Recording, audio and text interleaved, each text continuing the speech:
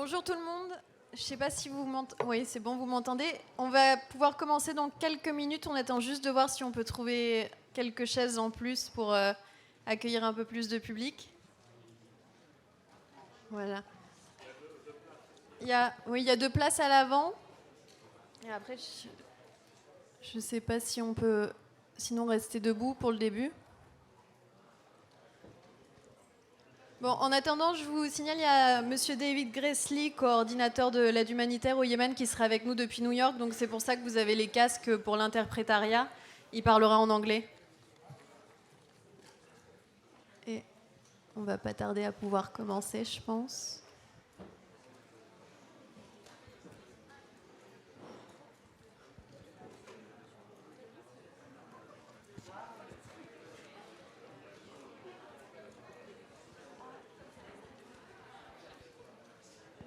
À chaque fois que vous prenez la parole, il faut vous servir des micros.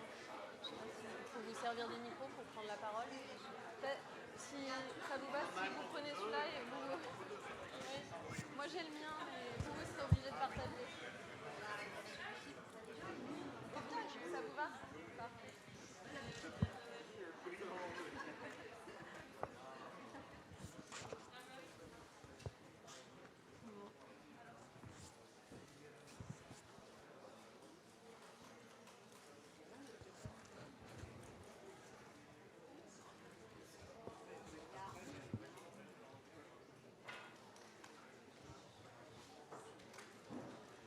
Bon, on me fait signe qu'on peut commencer.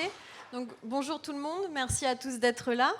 Alors, bienvenue pour ce débat consacré au Yémen. Le Yémen, autrefois surnommé l'Arabie heureuse, mais depuis 2014, le pays de la légendaire reine de Saba, devenu le plus pauvre de la péninsule arabique, est déchiré par une guerre qui s'enlise, un conflit complexe qui oppose le gouvernement reconnu par la communauté internationale, dirigé par le président Abdrabbuh Mansour Hadi, aux rebelles Houthis et aux séparatistes du Sud. Les conséquences pour les civils sont désastreuses. Plus de 235 millions de morts, 20 millions de personnes au bord de la famine et au moins 5 millions de déplacés, au point que l'ONU estime aujourd'hui qu'il s'agit de la pire crise humanitaire au monde. La position géostratégique du Yémen, située entre le Moyen-Orient et la Corne de l'Afrique, a par ailleurs attisé les ingérences de ses voisins, l'Arabie saoudite et les Émirats unis. Les Émirats arabes unis face à l'Iran, grands rivaux qui s'affrontent par procuration dans la région. De multiples trêves ont été conclues et un accord de paix avait même été signé par les belligérants à Stockholm en 2018. Mais les cessez-le-feu n'ont pour l'instant jamais vraiment tenu. Alors, qui veut la paix au Yémen aujourd'hui? C'est à cette question que nous allons tenter de répondre lors de ce débat co-organisé avec l'Institut du monde arabe. Pour en parler, j'ai le plaisir d'avoir à mes côtés Khadija Al-Salami. Vous êtes réalisatrice et écrivaine yéménite, également présidente de l'ONG My Future Yemen, traduisez Mon Yémen futur, une ONG qui se consacre notamment à l'éducation des enfants. Vous avez réalisé de nombreux documentaires et on vous montrera un extrait pendant ce débat. On a également avec nous Gilles Gauthier, ancien diplomate et ancien ambassadeur de France au Yémen, actuellement conseiller du président de l'Institut du monde arabe, Jack Lang. Vous avez récemment écrit un ouvrage qui se nomme Ainsi proche ennemi, paru aux éditions Rive Neuve, un ouvrage que vous pourrez retrouver de l'autre côté de la rue, à la librairie du Forum. On a également à côté de vous Fatiha Daziheni, politologue et chercheuse spécialiste de la péninsule arabique et du Golfe Persique à l'IRSEM, l'Institut de recherche stratégique de l'école militaire. Et vous avez écrit L'Arabie saoudite en 100 questions, paru aux éditions Talendier. Et je crois qu'on peut également le retrouver de l'autre côté de la rue ou dans toute bonne librairie digne de ce nom. Et avec nous, depuis New York, on a le plaisir de recevoir David Gressly, le coordinateur coordinateur humanitaire des Nations Unies pour le Yémen, que vous devriez voir apparaître sur vos écrans. Je le signale, David Gresslin ne pourra pas rester avec nous jusqu'à la fin du débat du fait de son emploi du temps très chargé. Il fait justement partie de ces acteurs qui ne cessent de déployer des efforts pour que ce conflit se termine enfin, et surtout la souffrance des victimes innocentes qu'il fait chaque jour. Alors, on va commencer par donner la parole à David Gressley afin de faire un état des lieux de la situation sur le terrain. David Gressley, quel est le bilan que vous faites de la situation, notamment humanitaire, au Yémen actuellement ?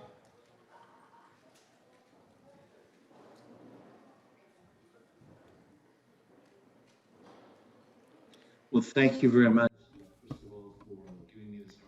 Merci beaucoup de me donner l'opportunité de m'exprimer devant vous toutes et tous et de partager donc ma vision et ma compréhension de la situation au Yémen aujourd'hui. Je pense qu'il faut commencer par dire que c'est un conflit qui dure depuis 7 ans et un conflit qui a mené à la destruction de l'économie au sein du Yémen, aussi la destruction des services publics, ce qui a créé de la pauvreté sévère à travers tout le pays. Donc voilà le contexte dans lequel nous travaillons et dans lequel nous essayons de fournir une aide humanitaire aujourd'hui. Ensuite, j'ai eu l'opportunité de voyager au sein du Yémen. Beaucoup pensent que c'est impossible, mais en fait, ça l'est. On peut se déplacer sur les routes dans le pays. Nous utilisons donc cette possibilité. J'ai pu vraiment m'approcher aussi des lignes de front, voir les effets sur la population, sur le terrain. Le côté réel, c'est que les écoles sont détruites, elles sont inaccessibles du fait des mines.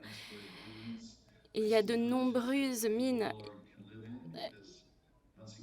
Encore une fois, beaucoup de villages aussi sont en danger, des usines détruites. Les systèmes sanitaires de distribution d'eau ne sont pas opérationnels, ne fournissent plus d'eau aux citoyens et aux citoyennes. Et donc ça, je pourrais continuer la liste. Et ensuite, les conséquences humaines, eh bien, nous avons décrit cela comme étant la catastrophe humanitaire la plus importante du monde. Et quand on est au Yémen, on s'en rend vraiment compte. Ce que j'essaye de faire, c'est de me rendre dans des zones qui sont dures d'accès pour nous assurer de rendre un accès un peu plus facile. Et en fait, on voit là vraiment le désespoir. Souvent, ce n'est pas évident, mais on est entouré de gens qui ont vraiment profondément besoin d'aide.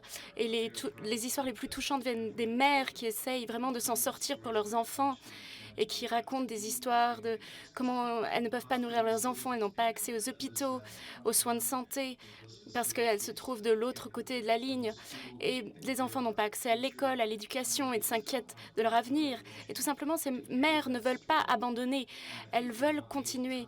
Et elles veulent continuer à raconter leurs histoires. Elles veulent que moi, je raconte leurs histoires pour que nous nous souvenions de l'impact que cela a sur le terrain.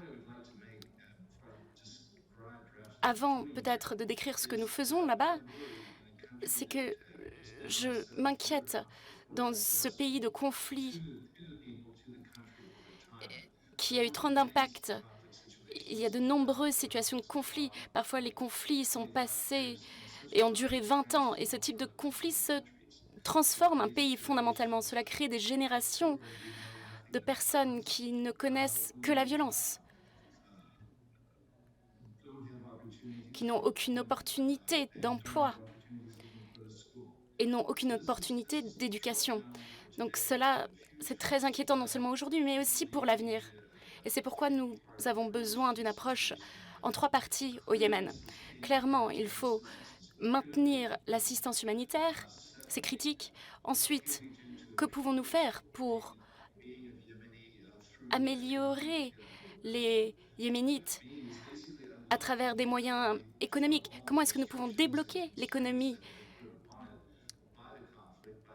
qui est entravée par les conflits. Et bien sûr, il faut trouver des solutions politiques. Ça, c'est la solution finale. Mais il faut que cela soit bien fait.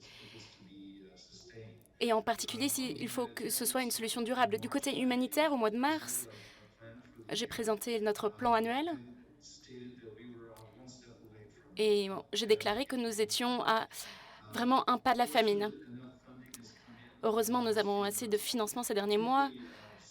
En particulier, ça s'est accéléré au mois de mai et juin de cette année. Et nous avons pu éviter la famine immédiate. Nous avons en fait pu nous écarter un peu de ce danger de famine. Mais le risque est encore là si nous ne continuons pas à recevoir des financements adéquats pour continuer à mettre en place cette assistance humanitaire. Jusqu'à présent, nous nous en sortons. Il y a de la nourriture qui est fournie, mais le financement est parfois manquant pour la fourniture d'eau, l'éducation, pour la construction de maisons et le soutien de santé aussi. Donc, ce qu'il nous faut réellement, c'est une stratégie qui puisse compléter cela, qui pourrait donc voir les revenus, le prix des commodités, parce que beaucoup est importé, pour retrouver un certain équilibre économique. Je vais simplement finir en commentant de manière générale sur ma vision. Et je pense qu'il y a beaucoup d'opportunités de fournir et d'améliorer le revenu général en améliorant l'environnement d'affaires qui pourrait être dynamique, mais qui est restreint par des limitations, des taxations, etc. Beaucoup de limitations, donc. Il faut pouvoir faire en sorte que les fonctionnaires soient payés. Eux n'ont pas été payés depuis bien longtemps et on perd, honnêtement, nous perdons les fonctionnaires. Et cela devrait être reconstruit après le conflit. Si nous n'avons plus les fonctionnaires, cela sera encore plus difficile. Il y a aussi le problème des coûts de l'importation. Donc, le fait d'importer, d'inspecter, la taxation, tout cela, une longue liste donc d'activités qui rajoutent au prix de la nourriture et des matières premières. Et donc, vraiment, il faut simplifier cela pour trouver des moyens pour faire en sorte que la nourriture soit moins chère, plus abordable, pour que les gens puissent se nourrir et puissent vivre de manière digne, puissent sortir de cette crise. Donc, je vais terminer par cela, tout en disant que vraiment, nous devons faire des efforts pour continuer à fournir une assistance humanitaire durable. Nous devons débloquer l'économie.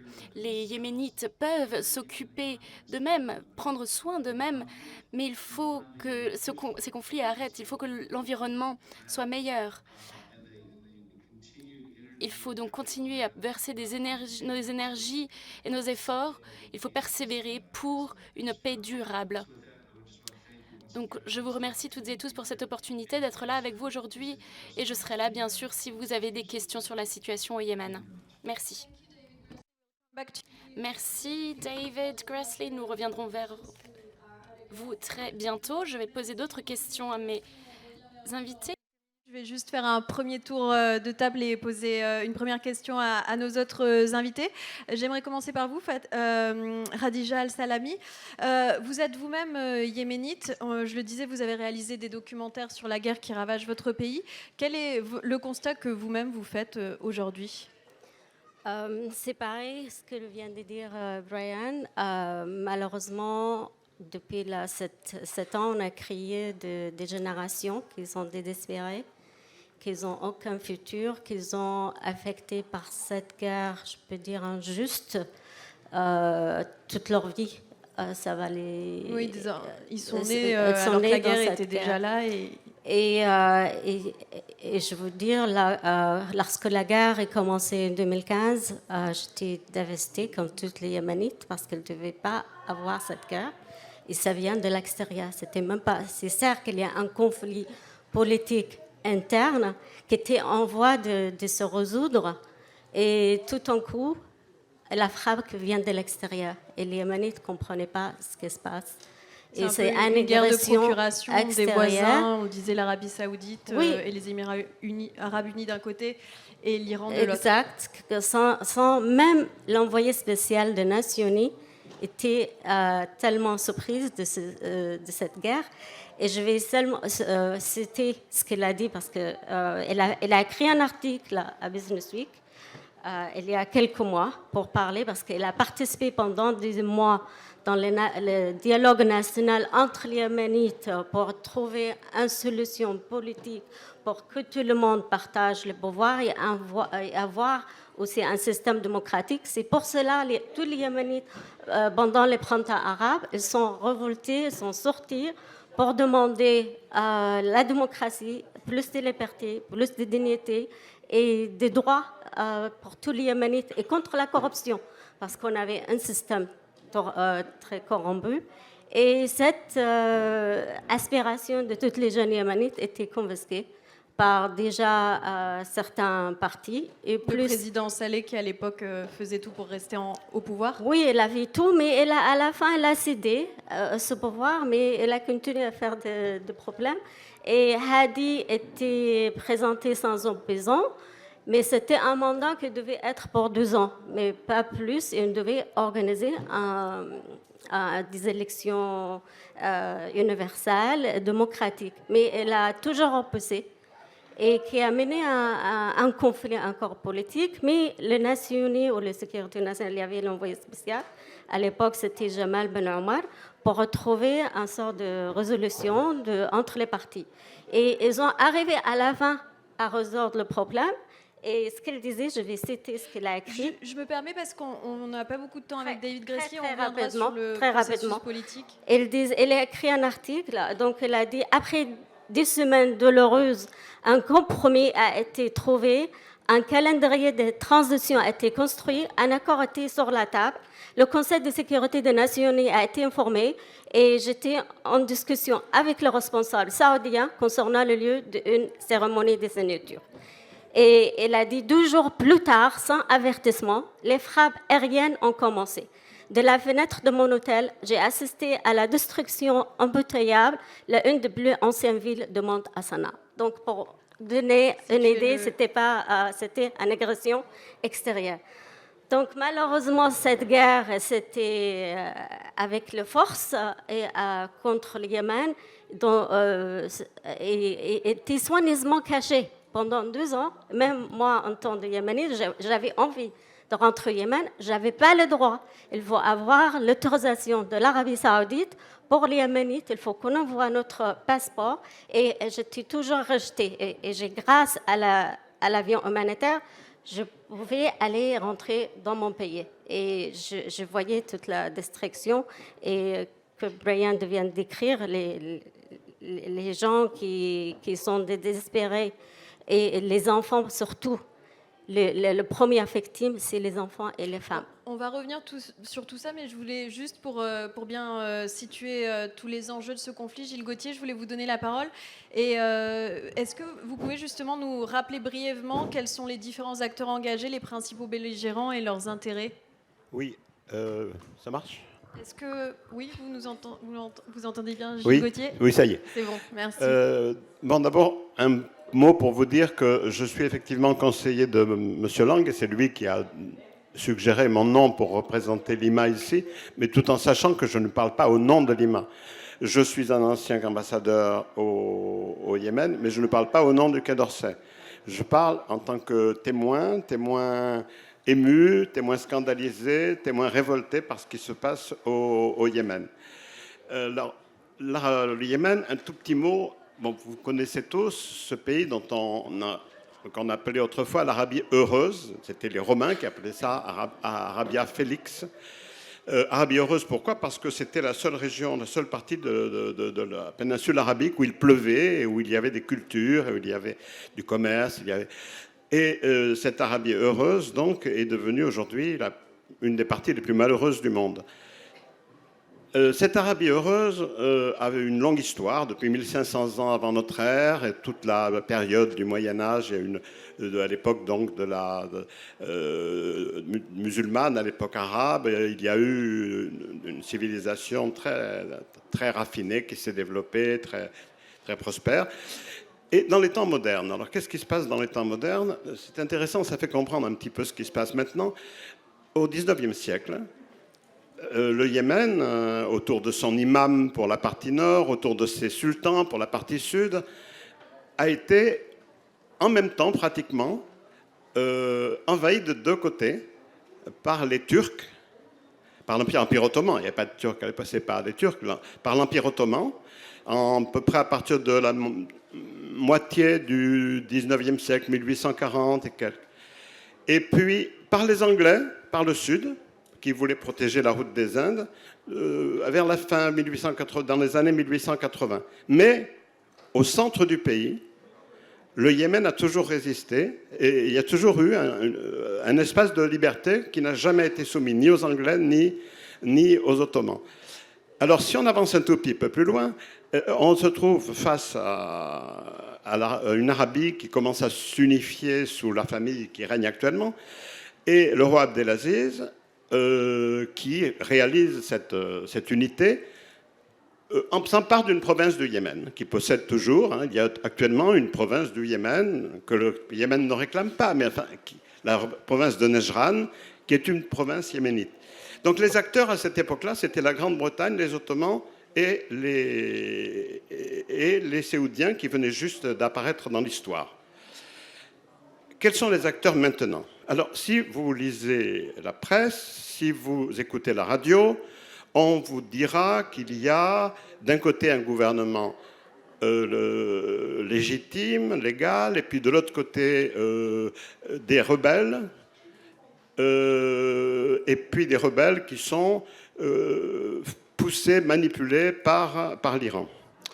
Moi, ce que je vois sur le terrain. Bon, bien sûr, je ne suis pas allé au Yémen depuis 2012, donc mais ce que je sais, ce qui est sur le terrain, j'ai tout de même suffisamment de contacts, je vois qu'il y a toute la partie nord du Yémen qui est... Alors, je parle d'abord des acteurs internes, contrôlés par le mouvement donc, des Houthis, mais c'est un peu plus large que ça, qui est une partie qui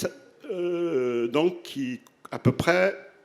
où il y a à peu près 3/4 de la population du Yémen, une population qui au total fait 30 millions d'habitants.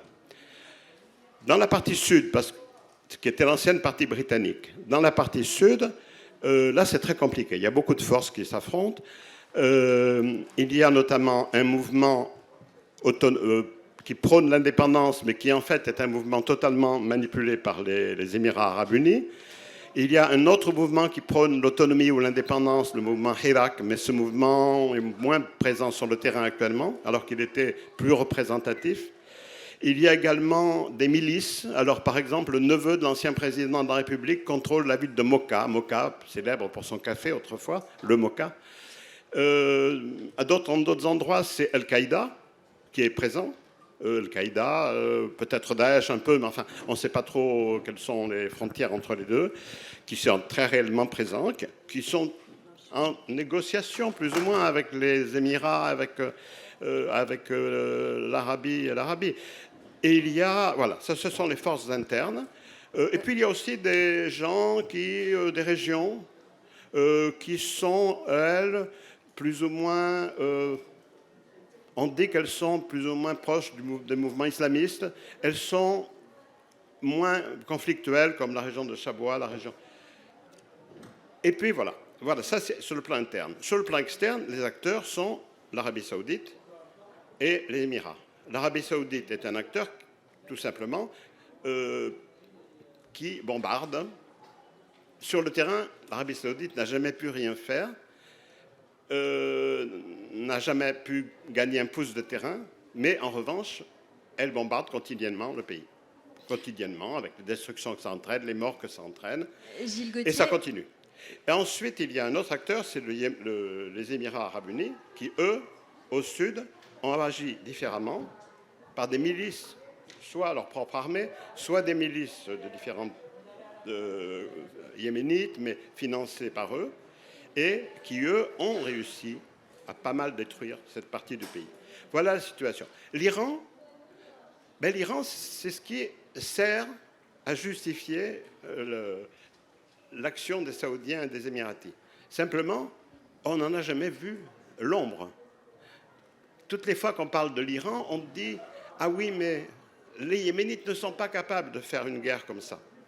Les Yéménites ont été capables de mener pas mal de guerres. Les Égyptiens l'ont su à une époque. Gilles Gauthier, je suis désolée, je vais devoir vous interrompre parce qu'on me dit que David Gressly va devoir nous quitter, mais on reviendra de toute façon. Et je vous donnerai la parole aussi, Fatiha Dazihani, juste après deux petites dernières questions à David Gressly pour revenir sur ce rôle et des deux puissances voisines, notamment l'Arabie Saoudite et l'Iran.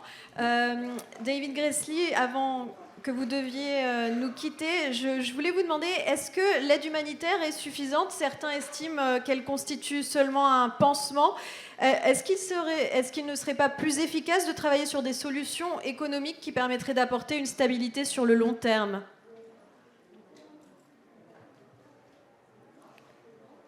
Well, thank you for that question. I think a very important one. There are many things that can be done. Oui, il y a plusieurs choses qu'on peut faire pour aider la pauvreté qu'on trouve au Yémen et pour améliorer les vies des Yéménites. Beaucoup de personnes ont perdu leur emploi et leur salaire, et les fonctionnaires ne reçoivent plus le salaire. Les vies sont beaucoup plus difficiles. Donc c'est difficile de se cibler. Il faut se cibler sur cela pour améliorer les choses et pour ne pas dépendre de l'aide humanitaire. Et c'est ce qu'on essaie de faire aujourd'hui. On travaille sur une stratégie avec des partenaires sur le sol, des organisations qui sont très efficaces.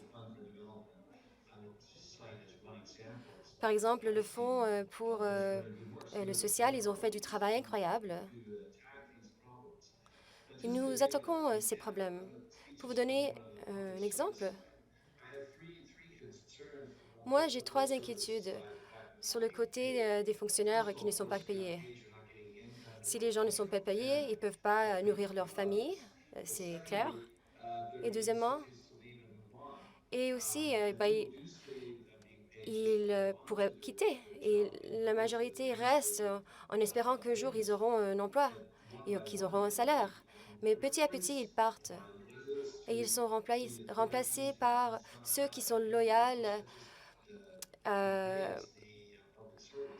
aux mauvaises personnes. Et cela dégrade le système social davantage. À la fin de ce conflit, on veut bien que reconstruire. Il est mieux de reconstruire l'infrastructure que la capitale.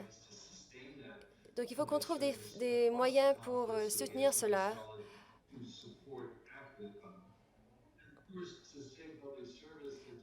Pour soutenir les systèmes publics et pour améliorer cela. Et donc, nous ne voulons pas créer un système parallèle. Nous devons trouver des solutions durables et ne pas dépendre de financements provenant de l'extérieur. Nous devons utiliser les ressources yéménites. Il y a une volonté de toutes les parties pour faire cela. Je ne veux pas exagérer cela, mais je pense qu'il y a des opportunités. Je ne vais pas parler trop longtemps, mais je voulais juste dire que c'est une situation très complexe. Nous avons entendu les descriptions des différentes parties qui font partie de ce conflit. Mais il faut changer la conversation de juste des processus politiques. Il faut commencer à parler de comment on peut faire pour aider les Yéménites. Les deux parties déclarent représenter le pays. Et donc, il faut trouver un programme qui pourrait soutenir le pays. Par exemple, dans la ville de Taïd, C'est dans la partie nord du pays, à côté de Sanaa et de Aden. La majorité de l'eau qui est produite dans le nord. Et les bénéficiaires sont dans le sud.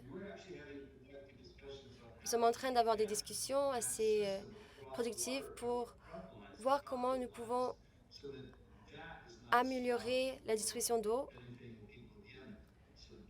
pour les Yéménites. On peut peut-être isoler les gens de ce conflit et on ne devrait pas éviter de faire cela avant la fin de ce conflit. Il faut qu'on fasse ce qu'on peut faire, trouver des solutions pragmatiques pour alléger la pression maintenant. Merci beaucoup. Rapide, qui est la question de ce débat. Qui veut la paix, selon vous, au Yémen? The Yemeni people want peace, I can tell you. Ce sont les Yéménites qui veulent la paix. Tous les Yéménites que j'ai rencontrés veulent la paix. Bien évidemment, la majorité des gens veulent la paix. Il faut juste trouver une façon que les intérêts s'alignent. Et ça fait partie de la médiation politique et c'est pour cette raison qu'il faut soutenir ces efforts. Merci beaucoup, David Grassley, d'avoir été avec nous depuis New York. Merci beaucoup pour le temps que vous nous avez accordé. On va passer à la suite du débat. Donc, je vais vous donner la parole, Fatiha Daziani, et je m'excuse encore de ne pas avoir pu vous la donner plus tôt. Vos travaux portent notamment sur l'Arabie Saoudite et je voulais qu'on revienne sur le rôle de Riyad dans ce conflit. Pour commencer, on l'entend souvent, le Yémen est devenu le Vietnam de l'Arabie Saoudite.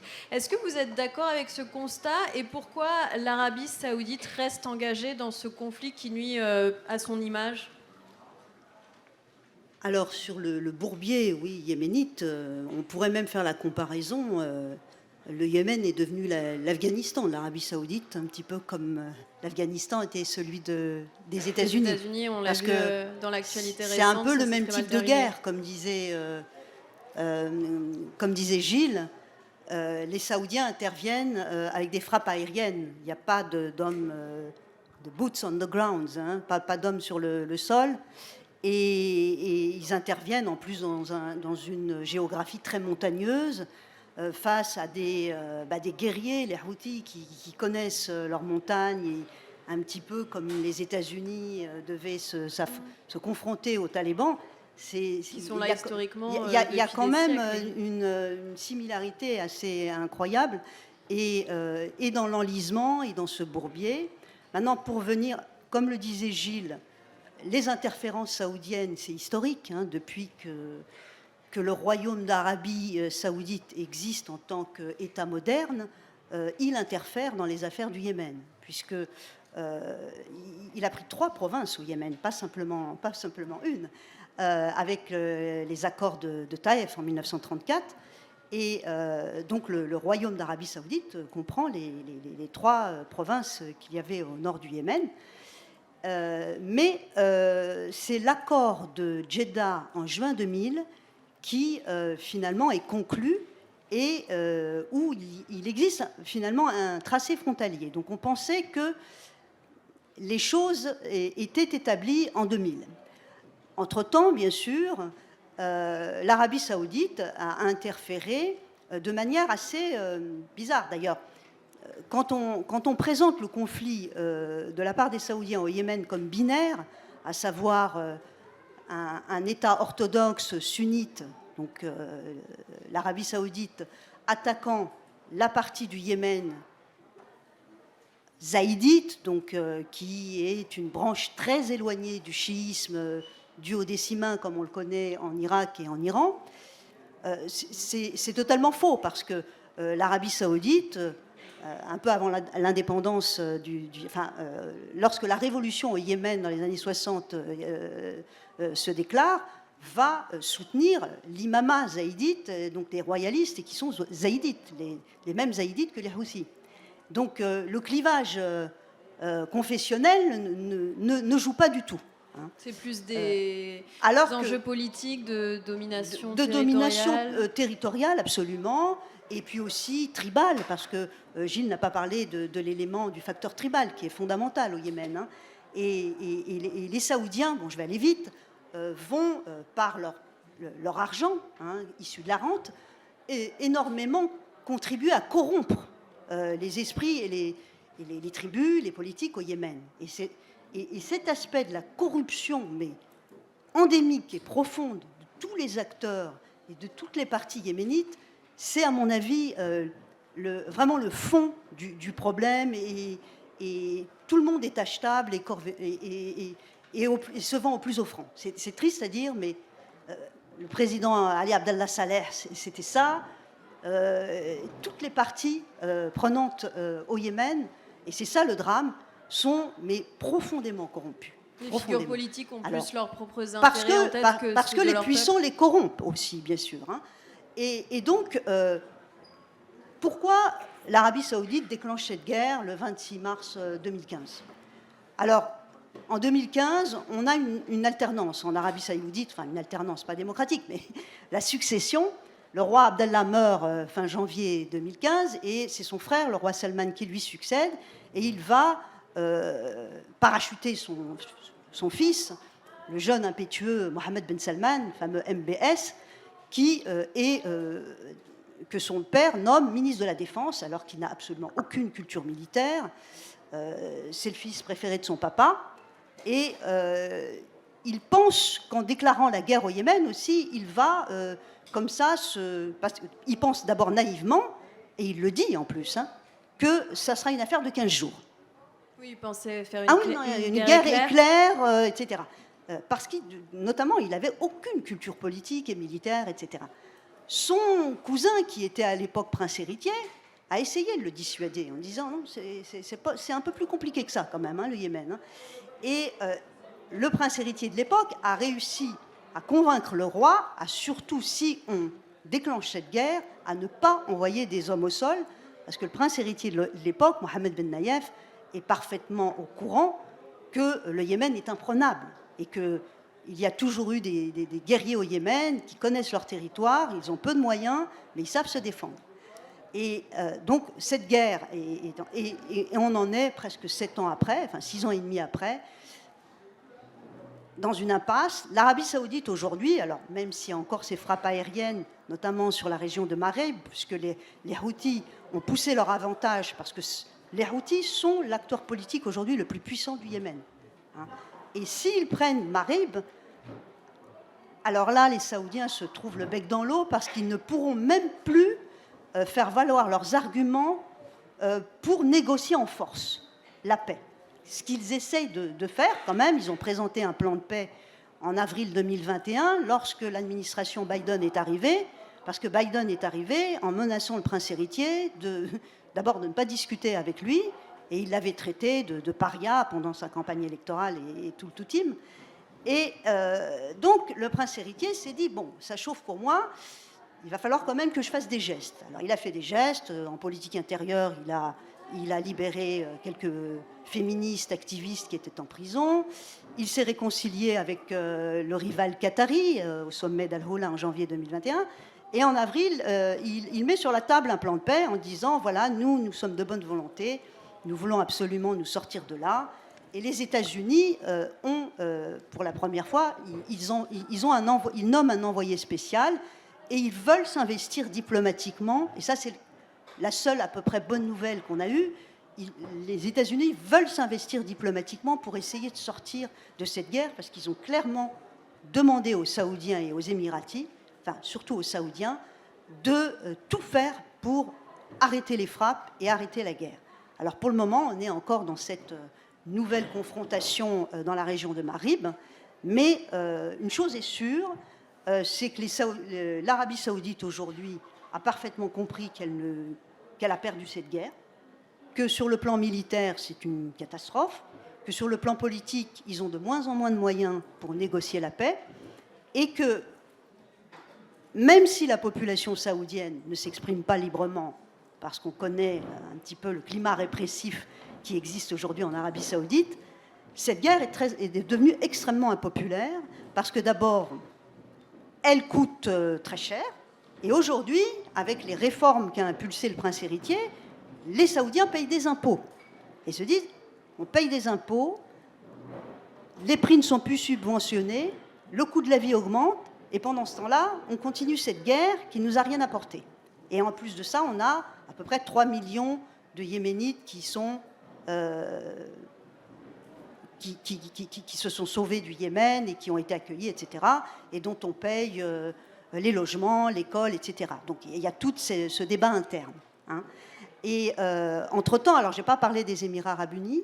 J'allais y venir justement. Qu'en est-il des Émirats arabes unis? On sait ils sont peut-être plus discrets, on entend moins parler de leur rôle, en tout cas dans les médias. Mais est-ce qu'ils ont renforcé leur hégémonie grâce à ce conflit dans la région? Alors les Émirats arabes unis, c'est très insidieux, hein. C'est vraiment les plus malins. Et ils sont tout aussi répressifs et ils ont par contre, eux, un peu réussi à avancer leur pion, dans le sens où, en août 2019, ils annoncent leur retrait militaire du Yémen.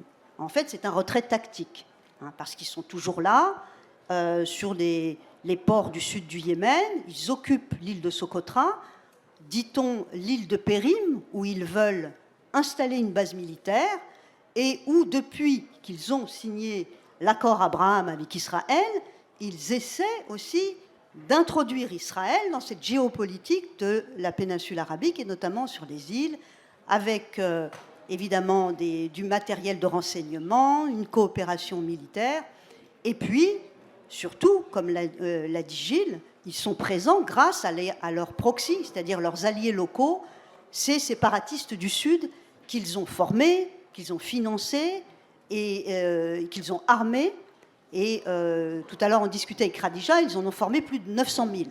Donc, c'est vraiment des gens extrêmement bien armés et financés.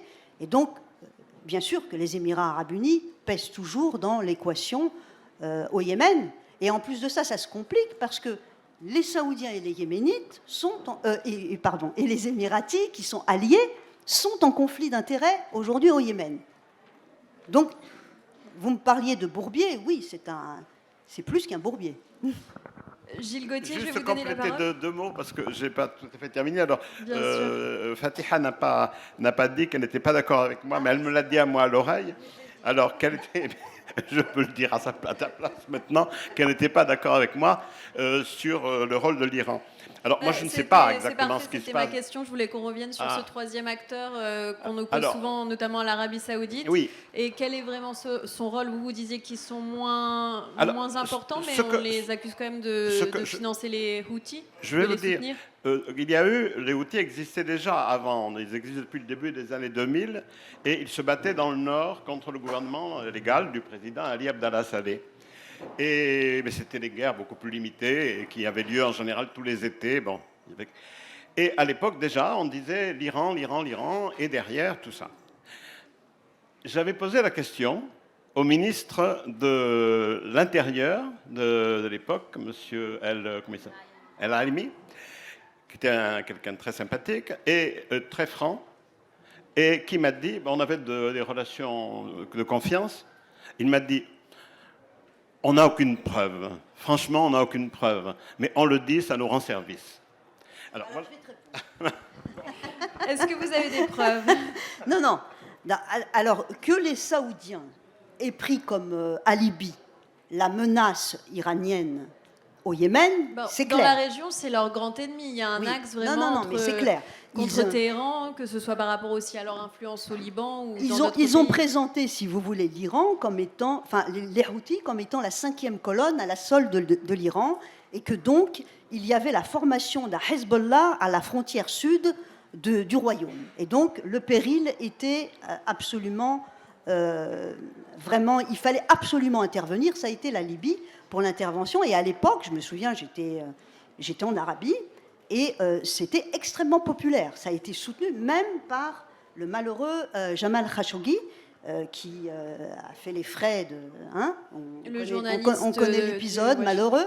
Il était parmi ceux qui soutenaient de manière la plus fervente le conflit au Yémen.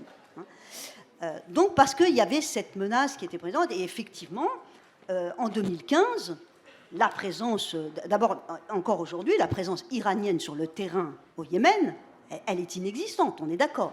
Mais, quand même, les Houthis, il y a des preuves qu'ils ont été entraînés, qu'ils sont financés, et que, bon, les armes, le Yémen, c'est le pays où transite le plus d'armes au monde, mais tout ce qui est, construction de drones, missiles, etc., c'est le Hezbollah qui s'en charge. Et ça, il y a des preuves. Le Hezbollah qui est quand même allié avec l'Iran. Et l'Iran a peut-être aussi des moyens plus limités, notamment du fait de l'embargo qu'il y a sur le pays, par rapport à l'Arabie Saoudite. Non, mais l'Iran qui est le proxy en Syrie de l'Iran, quand même. Hein. Le Hezbollah qui est le proxy en Syrie de l'Iran, et qui sont des combattants qu'on aime ou qu'on n'aime pas, qui sont quand même extraordinaires. Et donc, les Houthis ont bénéficié de cela. Donc, c'est par cet intermédiaire-là que l'Iran joue. Et l'Iran soutient politiquement et soutient ouvertement les rebelles Houthis. Ça, il ne fait aucun doute. Hein. Maintenant, dire que l'Iran est aussi présent que l'Arabie Saoudite et les Émirats Arabes, bien sûr que non. Bien sûr que non. Mais il ne faut pas... voilà, parce qu'aujourd'hui, l'Iran, avec cet accord nucléaire qui est à nouveau d'actualité avec l'administration Biden, est un peu aussi coincé sur le Yémen, parce que les Saoudiens disent, nous, on veut bien discuter avec vous, avec l'Iran, mais vous devez donner des gages par rapport aux Houthis. Et les Iraniens disent, mais nous, on n'a aucun moyen de pression sur ces gens-là. Et donc, le chat se mord la queue un petit peu. Et c'est vrai que lorsque les Iraniens donnent des conseils aux Houthis, visiblement, les Houthis n'ont que faire des conseils iraniens quand ça ne les arrange pas. Parce qu'aujourd'hui, les Houthis, en termes de rapport de force, sont, et de très loin, les plus puissants au Yémen. Sur le terrain, c'est eux qui ont pris sur le terrain yéménite. Le contrôle notamment de plusieurs régions et villes stratégiques. Selon certains experts, l'Arabie Saoudite et l'Iran pourraient aussi rétablir des relations après une série de réunions discrètes qui ont eu lieu notamment à Bagdad. On sait que des responsables saoudiens et iraniens se sont rencontrés. L'ordre du jour d'une des dernières réunions était d'ailleurs de réparer les relations bilatérales et d'adresser les problèmes régionaux concernant les deux parties. Vous parliez aussi de la pression des États-Unis sur l'Arabie Saoudite. Est-ce que vous pensez que par rapport aux ingérences étrangères, il pourrait y avoir une évolution? Je vais vous poser la question à tous les trois. Je vous laisse prendre la parole en premier, peut-être rapidement. Ce qu'il ne faut pas oublier, c'est qu'on est dans un contexte où les États-Unis se retirent de cette région. Ils sont de moins en moins intéressés par le Moyen-Orient. Et les Saoudiens et les Émiratis sont assez traumatisés justement par le fait que même sous Trump, lorsqu'il y a eu ces attaques de tankers sur les eaux du Golfe et surtout sur le site pétrolier à l'Abqaiq en Arabie Saoudite, qui ont été revendiqués par les Houthis. Mais là, et c'est là où j'en viens quand même à la réponse sur l'Iran, les Houthis n'ont jamais été capables de frapper aussi précisément et sur des cibles en territoire saoudien. En territoire saoudien et sur les eaux émiratis, que c'est signé Iran. Donc ça, c'est quand même aussi une marque. Et donc, quand Trump rétorque aux Saoudiens, et à la limite à juste titre, en disant « vous avez suffisamment d'armes pour vous défendre tout seul », il est hors de question qu'un de mes soldats, un de mes GIs fasse les frais d'une réplique contre l'Iran. Parce qu'il y aura des... Et là, les Saoudiens et les Émiratis, et c'est là où les Émiratis annoncent en 2019, l'été, qu'ils se retirent du Yémen et ils vont signer un MOU, une coopération militaire sur le flux maritime, pour le contrôle du flux maritime dans le Golfe, avec les Iraniens. Et les Saoudiens, via Bagdad et via les Omanais, parce que les Omanais vont jouer un rôle, peuvent jouer un rôle pour la paix. C'est l'un des acteurs les plus... On surnomme souvent la Suisse du Moyen-Orient, et qui est un acteur... et les Saoudiens, donc, mis devant le fait accompli avec le retrait américain, discutent avec les Iraniens. Donc, peut-être la chose la plus positive dans ce retrait américain, c'est que tous les acteurs régionaux, finalement, sont en train de se parler aujourd'hui. Alors, qu'est-ce que ça va donner? Et sur le Yémen, je ne sais pas. À suivre. Gilles Gauthier, justement, est-ce que vous pensez qu'on peut s'attendre à des concessions de la part des deux grands acteurs régionaux, ou deux, trois? Alors là, vraiment, je suis incapable de vous répondre. Je suis pas du tout au courant de ce que les dirigeants iraniens pensent, hein. C'est toujours compliqué de savoir ce que les dirigeants iraniens pensent. Je voudrais peut-être que vous allez poser la question, parce que jusqu'ici, on a parlé d'acteurs internes, d'acteurs externes, l'Arabie. Mais il y a peut-être d'autres pays qui sont également à un moindre degré ou à un degré aussi important, je ne sais pas, des acteurs. Ce sont les pays qui fournissent des armes aux belligérants. Ce sont les pays qui... la France a toujours vendu des armes au Yémen. D'ailleurs, il ne faut pas oublier que les Houthis ont hérité de toutes les armes de l'armée yéménite, parmi lesquelles il y avait des armes assez sophistiquées.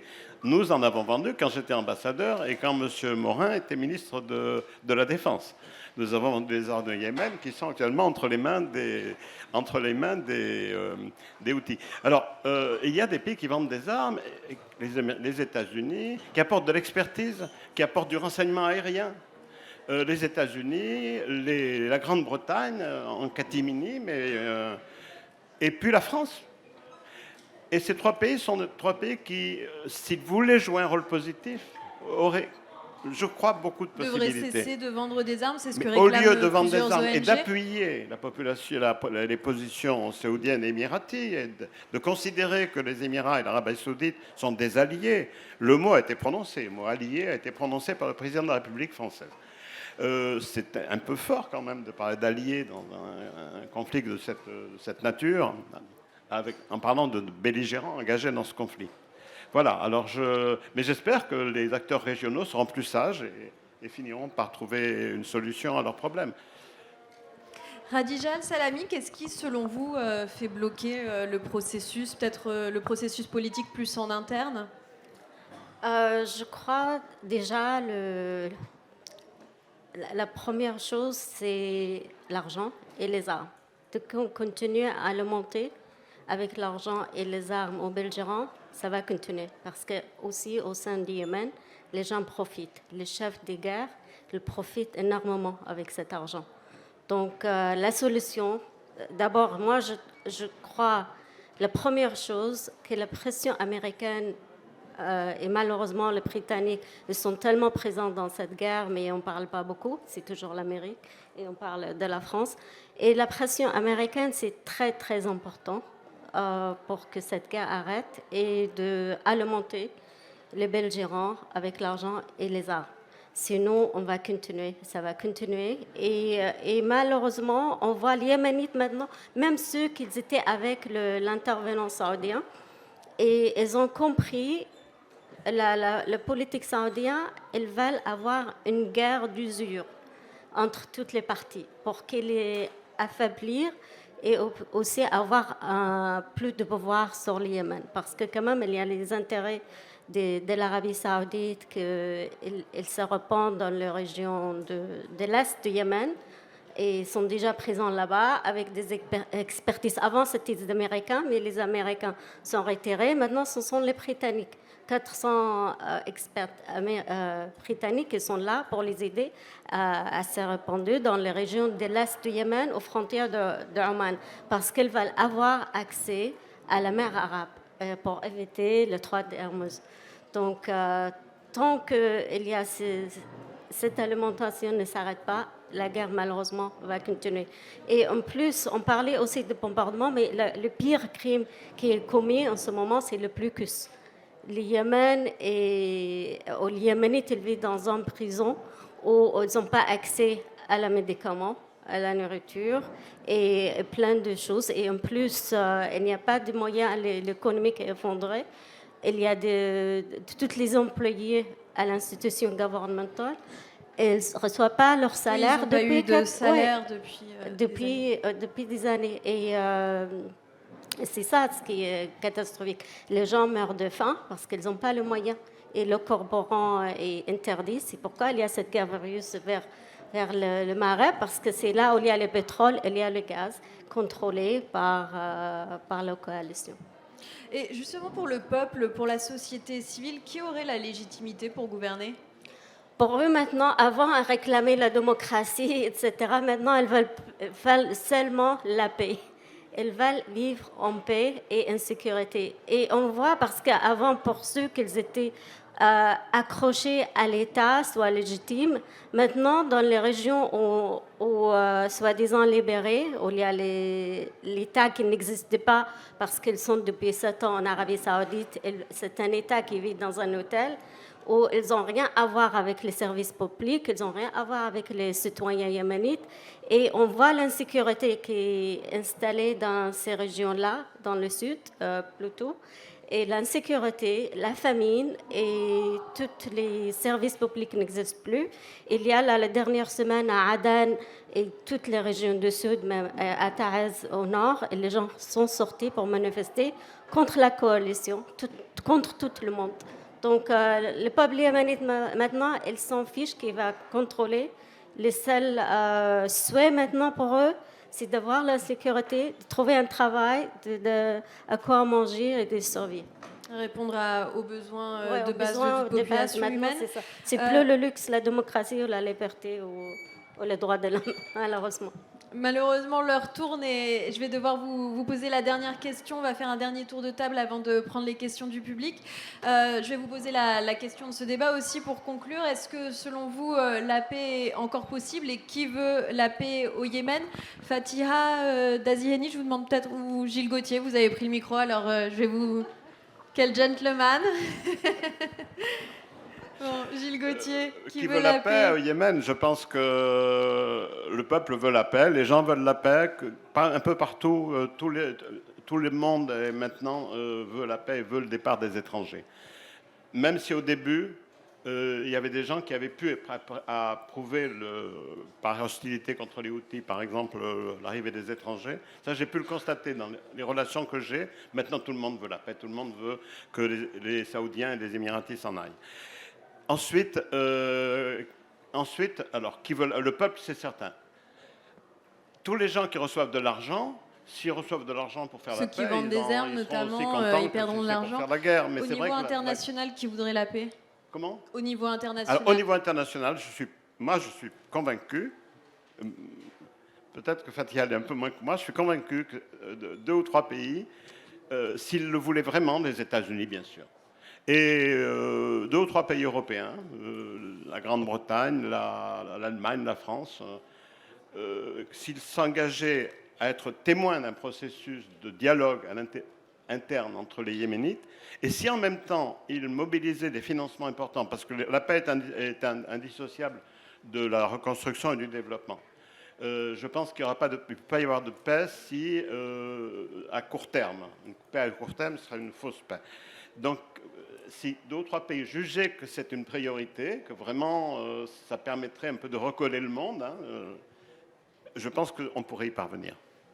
Fatiha? Alors, un petit peu à contre-pied, je pense que malheureusement, le dossier yéménite n'est pas dans l'agenda prioritaire international des États-Unis. Hein, notamment, les États-Unis sont plus pressés de contenir la Chine. Hein, on l'a vu. Leur grand futur rival Oui, économique. on l'a vu, même avec leurs alliés, ils n'ont pas fait de cadeau. Hein, le fameux AUKUS. Les contrats de sous-marins vendus malheureusement, par la France c'est ça en la Australie. priorité de l'agenda international américain. C'est aussi peut-être revenir à l'accord sur le nucléaire avec l'Iran. C'est aussi toujours ce vieux serpent de mer, combattre les groupes djihadistes en Afrique.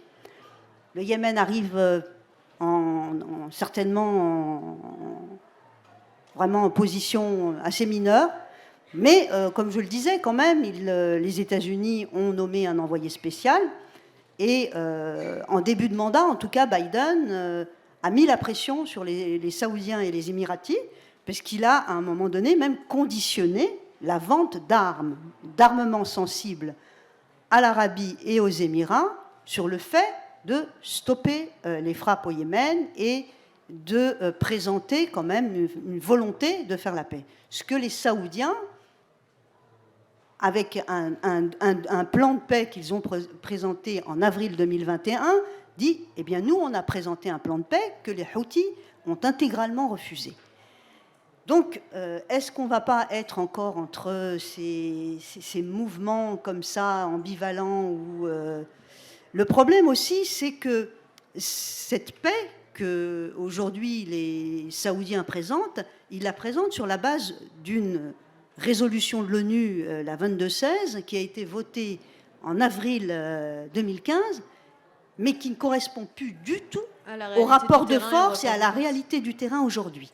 Et c'est là-dessus que les Houthis jouent, bien sûr, le temps et sont en position de force pour dire « nous, il n'est pas question qu'on négocie sur cette base ». Donc c'est ce problème fondamental qui bloque aussi. Non seulement ce n'est pas la top priorité de l'agenda international, mais en plus de ça, il y a cette question de la résolution de l'ONU qui est caduque. Et comme le disait Khadija, parce qu'elle est trop vieille. Et comme disait Khadija aussi, Hadi, qu'est-ce qu'il représente? Gouvernement légitime qui avait été élu pour 2 ans. Qui en plus est exilé à Doha. Donc, à Riyad. À Riyad. Oui, à Riyad. Donc de ne pas avoir son président sur le terrain. Je suis désolée, ça ne répond pas à la question, mais c'est vrai que s'il y avait une très forte volonté politique internationale, dès qu'on met la pression sur ces États du Golfe, eh bien, ils sont obligés de s'asseoir sur une table de négociation. Mais en même temps, Riyad est acculé aujourd'hui. Et ils veulent sortir le moins piteusement possible de cette guerre, même si ils ont tout raté. Hein. Mais c'est vrai qu'ils sont pressés d'en sortir. Je pense qu'ils finiront par abandonner la plupart de leurs prétentions, sauf qu'ils peuvent revenir en force si, comme tu le disais tout à l'heure, Gilles, on parle de reconstruire le pays et de financement. Parce que qui c'est qui va financer? Bon, il y a les Chinois qui sont toujours là, bien sûr, mais les Saoudiens et les Émiratis ont bien l'intention de rester. Et donc, ce sont ceux qui ont contribué à détruire ce pays qui vont être les nouveaux faiseurs de... Voilà, c'est... Peut-être se rattraper en aidant à le reconstruire. Radija Al-Salami, je vous pose la même question pour terminer. Qui veut la paix selon vous et est-ce qu'elle est encore possible?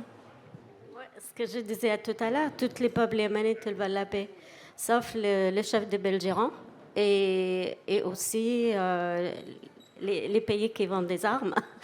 Et l'Arabie saoudite, elle s'érosionne qu'ils ne vont pas gagner parce que jusque maintenant, ils croient qu'ils vont gagner. Ils vont aller jusqu'au bout parce qu'ils ne veulent pas perdre face devant leur peuple et leur... Non, mais c'est trop tard, Khadija. Vous croyez? C'est trop tard, bien sûr. Donc, et j'espère bien, mais c'est ça le problème, parce que comme Fatiha vient de dire, la condition d'Arabie Saoudite dans leur plan de paix, c'est la résolution des Nations Unies de 2216 qui ne marche plus.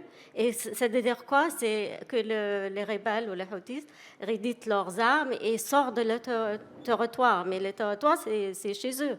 Ils font où? Donc, c'est exagéré. Et ça ne va jamais accepter. En plus, la guerre est vraiment renforcée, les Houthis. Ils sont maintenant, parce qu'on l'a donné les légitimités. Les hommes forts sur le terrain. On l'a donné les légitimités par rapport au peuple, parce que c'est eux qui combattent l'agresseur, l'invaseur étranger. Et il y a beaucoup de gens. C'est pourquoi, en ce moment, c'est vrai, il y a des famines partout, mais on ne voit pas les gens dans le nord ou contrôlés par les Houthis qui sortent manifester parce qu'ils disent maintenant on est en train de battre un invaseur, un agresseur. Mais après tout ça, les gens vont sortir pour manifester partout, pour demander leurs droits, etc. Mais ils ont encore la patience parce qu'ils disent on est en train de confronter un pays que l'Arabie saoudite, qui est un ennemi éternel. Donc, non, moi je trouve comme c'est compliqué, la situation au Yémen, mais c'est aussi peut être simple. Parce qu'on dit toujours les Yéménites portent des armes depuis leur enfance, mais elles n'ont jamais vraiment confronté des guerres furieuses, sauf si on l'attaque. Les armes, c'est comme un cravate ici en France. Oh, tout le monde porte des armes.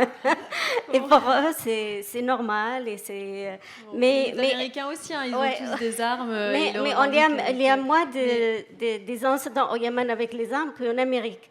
Parce que c'est un sort de fierté. C'est plutôt une fierté. C'est culturel. Mais ce que je disais, si vous avez mentionné toutes les corrompus depuis de hautes placés, si on ferme cette robinet, il n'y aura plus. Les Yéménites, ils vont se forcer de se mettre tous en table et de trouver des négociations pour une solution politique. Exact, parce que ça le forcer, parce qu'ils sont quand même pratiques dans leur mentalité.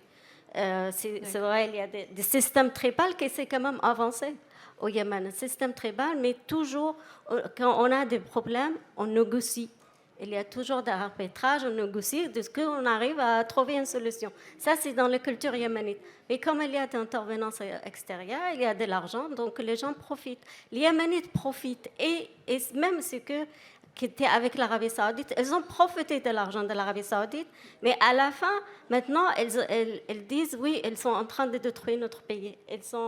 C'est quand même, on dit, ils sont des gens corrompus, peuvent être mercenaires, mais quand il s'agit qu'il n'y aura plus de gravité chez eux, ils vont changer de camp facilement parce qu'ils sont des gens pratiques et des hommes d'affaires aussi. Et on va maintenant pouvoir prendre le temps de prendre les questions de la part du public. Monsieur, je vois qu'on vous amène un micro. Ah, d'accord, je vais vous donner mon micro. Merci de me donner la parole, merci pour vos interventions. J'avais 3 petites questions. La première, comment concrètement se déroule l'acheminement d'aide humanitaire sur le Yémen? Quelles sont les relations institutionnelles qui sont effectuées avec les organisations étatiques ou non? La seconde question concernait le blocus au port d'Hodeïda. Je voulais savoir où en était ce blocus, il y avait toujours un blocus au port d'Hodeïda. Et la troisième question, vous n'allez peut-être pas accepter de me répondre. En termes de prospective géopolitique, est-ce que vous avez des hypothèses sur la poursuite de ce conflit? Voilà. Merci. C'est dommage que M. Gressé ou David n'est pas là pour répondre aux questions humanitaires.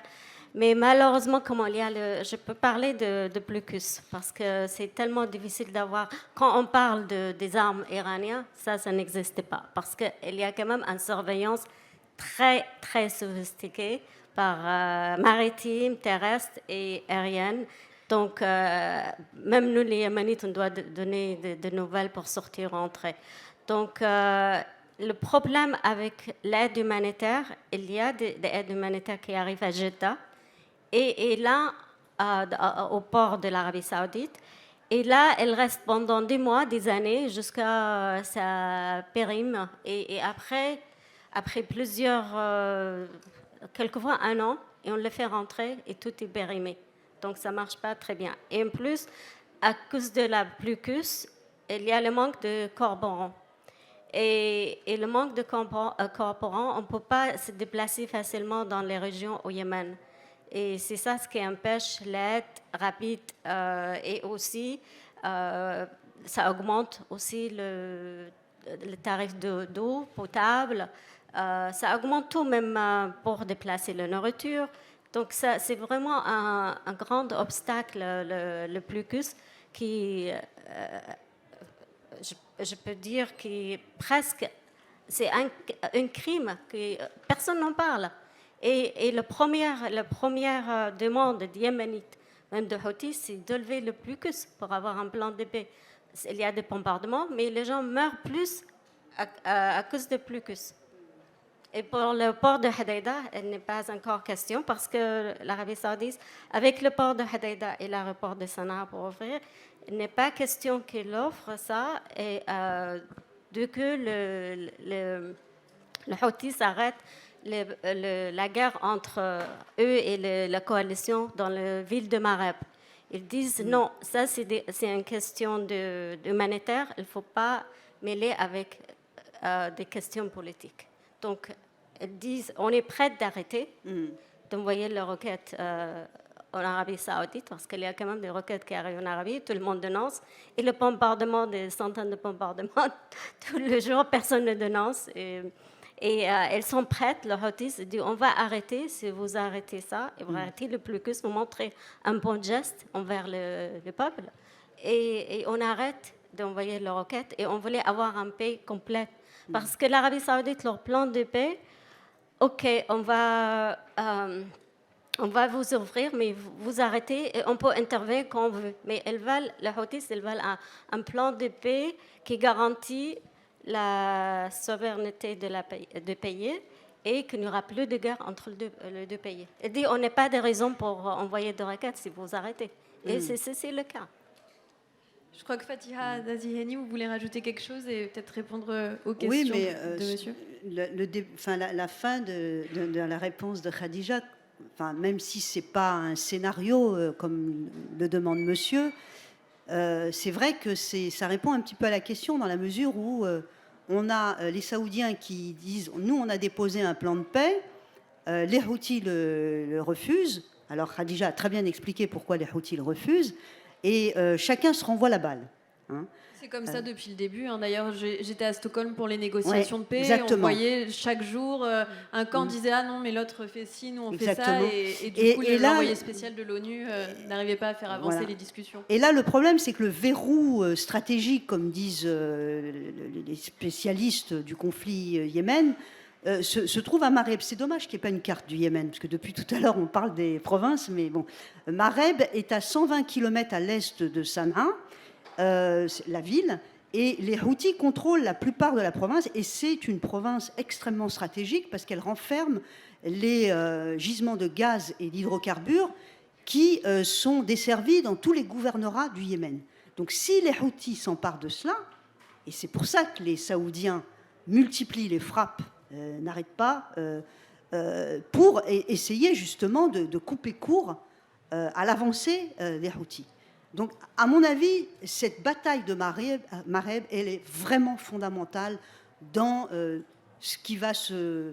Est-ce que ça va être encore un conflit de basse intensité, ou est-ce que vraiment il y aura finalement un accord, une trêve pour se mettre d'accord? Ou alors, est-ce que les Houthis vont l'emporter grâce, par exemple, au ralliement des tribus de Mareb et un accord aussi avec les séparatistes du Sud?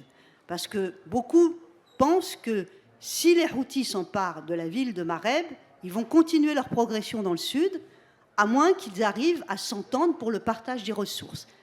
Et là, les Saoudiens sont mal. Voilà. Donc c'est pour le moment ce qu'on peut se dire. Gilles Gauthier, vous voulez peut-être ajouter quelque chose? Est-ce que selon vous la bataille de Marib peut oui, bien sûr, c'est très important.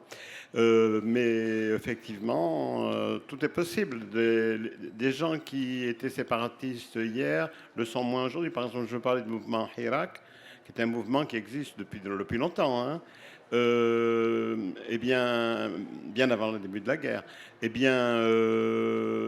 mouvement, qui d'ailleurs hésitait entre l'autonomie et l'indépendance, maintenant est plus partisan de l'unité qu'autrefois. Et je pense que j'ai cru longtemps que le Yémen était condamné à être divisé. Oui, parce qu'il faut vous rappeler une chose que je n'ai pas dite, personne n'a rappelé, c'est que le Yémen, jusqu'à 1990, était partagé entre deux États. Au nord, il y avait la République arabe du Yémen, qui correspond à la zone actuellement contrôlée par les Houthis, à quelques petites variantes près, comme la région de Mareb. Mais à 90% du territoire, c'est la République arabe du Yémen. Et puis le sud, qui est beaucoup plus vaste, mais beaucoup moins peuplé, parce qu'il faut composer en grande partie de désert. Le sud, où se trouve la ville d'Aden, un port très important, mais très stratégique, mais à part ça, c'est assez désertique. Le Sud, lui, était, après que les Britanniques se soient retirés en 67, je crois, est devenu le seul pays arabe communiste, la République socialiste du Yémen. Et donc, quand l'URSS s'est effondrée en 1990, le Yémen Sud, le pétrole n'était pas encore découvert. S'il avait été découvert, peut-être. Le Yémen Sud s'est rendu compte qu'il ne pourrait pas survivre, et il y a eu une unification qui s'est faite. Voilà. Et donc cette unification, elle est récente. Et cette unification s'est faite plutôt au profit des gens du Nord. Donc il y a des tensions qui existaient. Ça, c'est des tensions réelles. Et ça, c'est un des enjeux de la paix. Est-ce qu'il y aura une paix? Oui, un jour, il y en aura, mais est-ce que le Yémen restera entier? Ça, ce n'est pas sûr. Mais je crois de plus en plus que oui. Mais parce que beaucoup de Yéménites se rendent compte maintenant que c'est leur intérêt. Mais bon, on n'est pas certain que ce soit. Et les Émiratis luttent pour la séparation du Sud. Comme ils l'avaient fait toujours. Même à l'époque où l'unification s'est faite, 3 ans après l'unification, ou 4 ans, il y a eu une guerre civile. Mais les Émiratis, les Anglais aussi d'ailleurs, les Britanniques, ont toujours essayé de casser le Yémen en deux. Et la France, non, à l'époque. La France avait une bonne politique à l'époque. Même pendant la réunification, les pays du Golfe, sauf l'Oman et le Koweït, ils étaient contre la réunification. Ils ont tout fait pour que cette réunification ne soit pas faite. Mais avec la volonté des Yéménites, c'était fait quand même malgré toutes l'attraction avec l'argent, etc. Et c'était fait malgré leur intervenance. Quand il y a une volonté, on peut faire quelque chose. Mais malheureusement, c'est les Yéménites qui sont prises. Est-ce qu'il y a d'autres questions? Je redonnerai mon micro. Ah bah, monsieur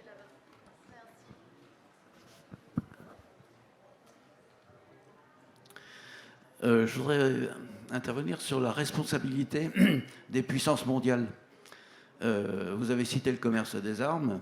Alors il y a aussi une responsabilité oppositive qui ne semble pas être adoptée, c'est-à-dire utiliser le Conseil de sécurité de façon à trouver une solution pour arrêter cette guerre le plus tôt possible.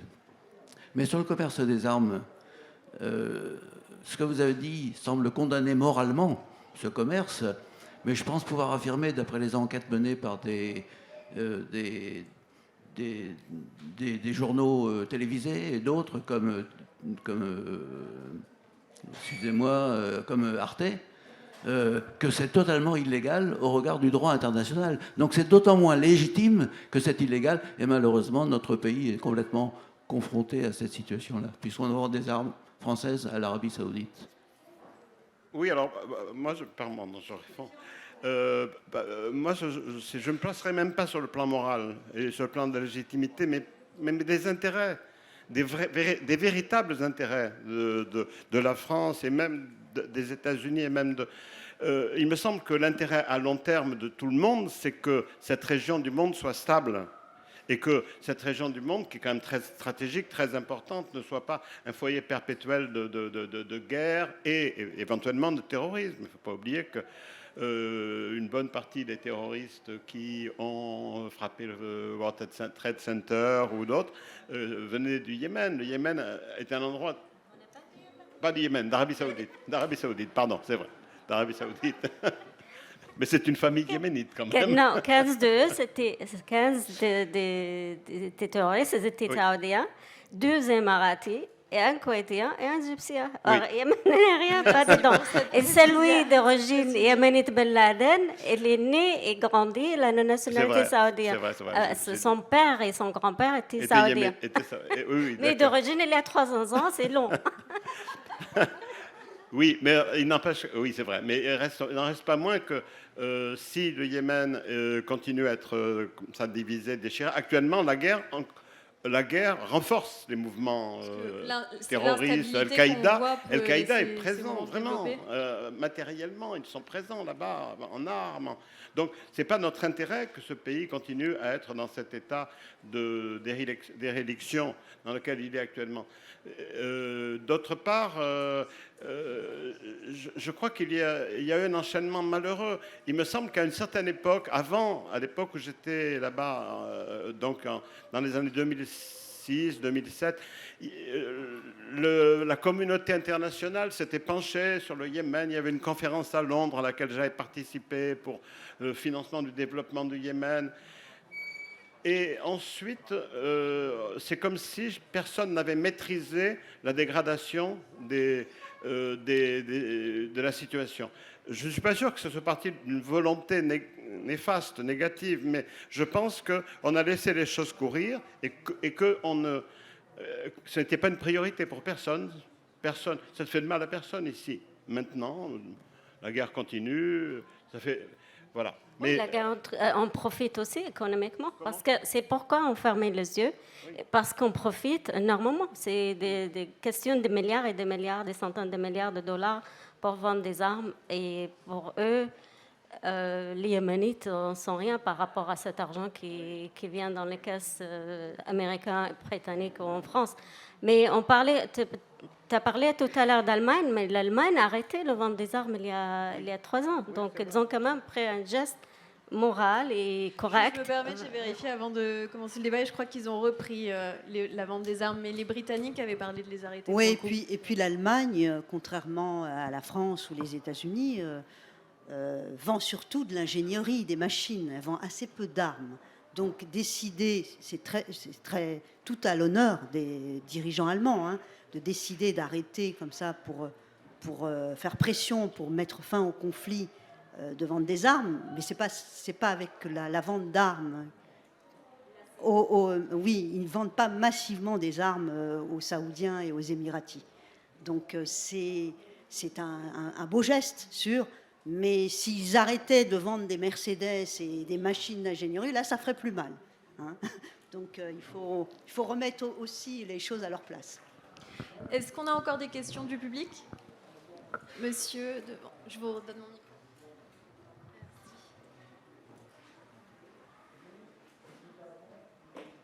Merci. Alors moi j'avais une question sur le Covid. On n'en a pas beaucoup parlé, mais est-ce que la situation sanitaire au Yémen, ça a influencé, que ce soit sur l'aide humanitaire ou même la famine directement dans le pays?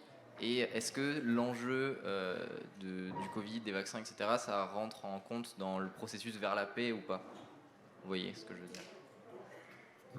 Merci. C'est une bonne question parce que effectivement, les Saoudiens comme les Émiratis, un petit peu à la chinoise, ils ont mis en place une sorte de diplomatie du vaccin et d'aide humanitaire parce que, aussi bizarre que ça puisse paraître, les pays qui versent le montant le plus important en aide humanitaire, ce sont les Saoudiens et les Émiratis, au Yémen.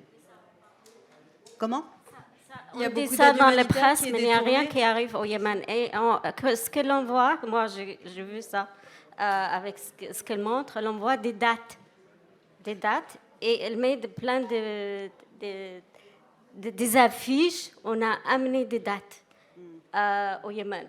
Mais ils réclament qu'ils ont dedans des aides, mais il n'y a rien. Il y a la famine qui existe partout, dans les régions soi-disant contrôlées par eux. Il n'y a rien. Il y a les gens meurent de famine. Non, moi, je me base sur les rapports de la Banque mondiale. Oui, leurs rapports, mais il n'y a rien qui arrive, rien qui fait. Ils contrôlent les champs de pétrolière et de gaz. Les Émiratis contrôlent Pelhab. Ils ne laissent même pas le gouvernement d'utiliser leur propre gaz. Ils ne laissent pas le gouvernement utiliser leur propre pétrole et c'est eux qui font. Les pêcheurs yéménites, ils ont interdit de pêcher dans les côtes yéménites. Par contre, eux, ils viennent avec leurs grosses bateaux et on lave tout et on les amène chez eux. Et donc, c'est ça les aides saoudiennes et émiraties. Ça a le mérite d'être clair. On va prendre une dernière question de la part de monsieur là-bas. J'allais juste préciser, pour répondre aussi par rapport au Covid, je sais que MSF est la seule organisation humanitaire qui a un hôpital qui s'occupe spécifiquement des patients atteints du Covid. Après, pour la population yéménite, c'est pas forcément la priorité parce que déjà, ils meurent de faim et ils n'ont pas les soins de base. Il y a, je crois, 1% ou 2% de la population qui est vaccinée. Enfin, c'est vraiment minoritaire par rapport à ce qu'on peut voir chez nous, par exemple. Voilà, c'est minoritaire. Je vais donner la parole pour une dernière question.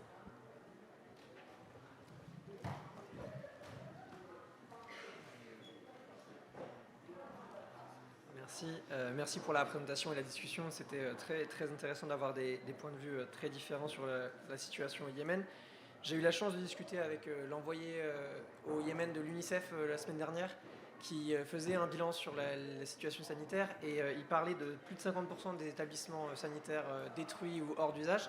Et je voulais savoir quelle était, notamment de votre part en tant que yéménite et qui avait peut-être plus de solutions et de connaissances de la population là-bas, quelle était la possibilité, comment les yéménites vivaient cette absence complète d'aide sanitaire et d'accès aux soins, parce qu'on parlait du Covid, mais effectivement il y a le choléra avec l'absence d'eau potable, il y a de nombreux blessures de guerre, donc est-ce qu'il y a des hôpitaux, des moyens de terrain, entre guillemets, qui sont mis en place par les Yéménites, notamment dans le territoire Houthi, qui est vraiment... Je vous parle de mon expérience quand j'étais là à la fin de 2017. Je suis allée dans un hôpital, le plus grand hôpital de Sanaa. Et il y a plein de malades, il n'y a même pas d'électricité, il manquait plein de médicaments. Donc les gens préfèrent mourir chez eux qu'aller dans un hôpital. Et ça, c'est Sanaa. Imaginez à l'extérieur, ça c'est le capital. Donc, le système sanitaire est zéro. Et manque de médicaments, manque d'électricité, Et il y a beaucoup de Yéménites, même des docteurs qui sont partis du Yémen parce qu'il y a beaucoup qui ont réussi à sortir. Donc, il manque de tous les services publics. Donc, c'est une situation catastrophique. J'ai ma famille là-bas encore. Ils ont attrapé le Covid 3 fois. Et je demandais, et pour eux, c'est rien, parce qu'il y a d'autres préoccupations qui sont plus importantes que le Covid. Pour eux, c'est un rhume ou je ne sais pas quoi. Mais il y a des gens qui meurent tous les jours. Ils préfèrent rester chez eux qu'aller dans un hôpital parce qu'ils ne reçoivent pas, en tout cas, de soignement que ce qu'il faut. Et donc, le Covid, c'est rien. Lorsqu'on parle de Covid, pour eux, c'est pas leur préoccupation majeure, on l'aura compris. Ouais. Fatiha Dazini, vous voulez rajouter quelque chose? Ou Gilles Gauthier? Bon, je crois que de toute façon, on n'a pas beaucoup plus de temps, on va devoir libérer la salle. Je vous remercie tous, merci à tous les trois d'avoir partagé...